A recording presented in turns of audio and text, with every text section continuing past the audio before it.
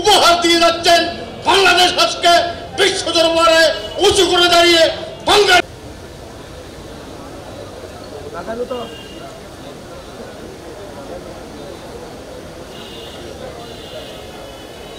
আওয়ামী লীগের বিপ্লবী সাধারণ সম্পাদক, কক্সবাজারের মাটি ও মানুষের প্রিয় নেতা, যাতে দেশকে এগিয়ে নিয়ে যেতে না পারে, এদের যাতে উন্নত সমৃদ্ধ দেশে পরিণত না হয়, সেই জন্য ষড়যন্ত্রের মাধ্যমে বাংলাদেশ আওয়ামী লীগের অগ্রযাত্রাকে বারবার ব্যক্ত করার চেষ্টা করা মানুষের এবং সবচেয়ে জনপ্রিয় রাজনৈতিক দলে পরিণত হয়েছে।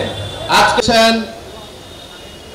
আমাদের সকলের অভিভাবক, সাবেক সাংসদ, সাবেক জেলা পরিষদ চেয়ারম্যান, অগ্রদূত কানিজ ফাতেমা মুস্তাক, উপস্থিত সাবেক সহসভাপতি রেজাউল ভাই, উপস্থিত লীগের বিপ্লবী সভাপতি,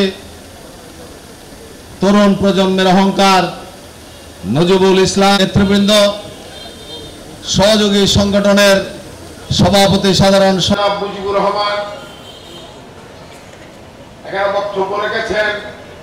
সৃষ্টি হওয়ার পর এই পূর্ব বাংলায় 1900 বাদ দিয়ে সার্বজনীন ভাবে জনগণের দল হিসেবে আওয়ামী লীগের ভাষা আন্দোলন থেকে শুরু করে 6 দফার আন্দোলন থেকে শুরু করে স্বাধীনতা, এই আওয়ামী লীগ পরবর্তীতে স্বৈরাচার বিরোধী আসতে না পারে সেই ধরনের একটি ষড়যন্ত্র প্রস্তুত করেছিল।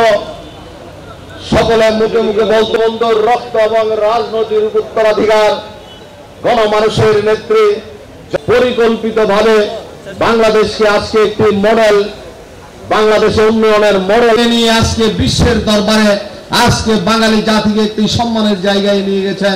অনেক ষড়যন্ত্র হয়েছে, বাংলাদেশ আওয়ামী লীগকে ধ্বংস করার জন্য অনেক ষড়যন্ত্র হয়েছে। বাংলাদেশ আওয়ামী লীগকে নিয়ে যতবার ষড়যন্ত্র হয়েছে ততবারই আওয়ামী লীগ আরো সংগঠিত হয়েছে, আরো সুসংগঠিত শৃঙ্খলা। আওয়ামী লীগের পতাকা ধরে এদেশের মানুষ নিরাপদ। বারবারই সেই কারণে প্রত্যেকটি জাতীয় সংসদ নির্বাচনে মাননীয় প্রধানমন্ত্রীর নেতৃত্বে বাংলাদেশ আওয়ামী লীগকে রাষ্ট্রীয় ক্ষমতায় আনার জন্য এদেশের মানুষ মুজিবুর রহমান মঞ্চে উপস্থিত আছেন।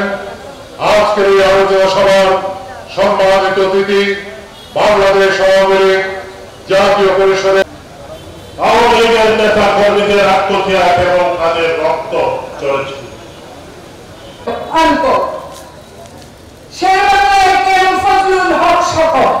তৎকালীন রাজনৈতিক নেতারা সেদিন রোজ গার্ডেনে উপস্থিত ছিলেন। বঙ্গবন্ধু তার আত্মজীবনীতে সবাই এগিয়ে আসছে, রাশিয়া থেকে, এই ভারত থেকে শুরু।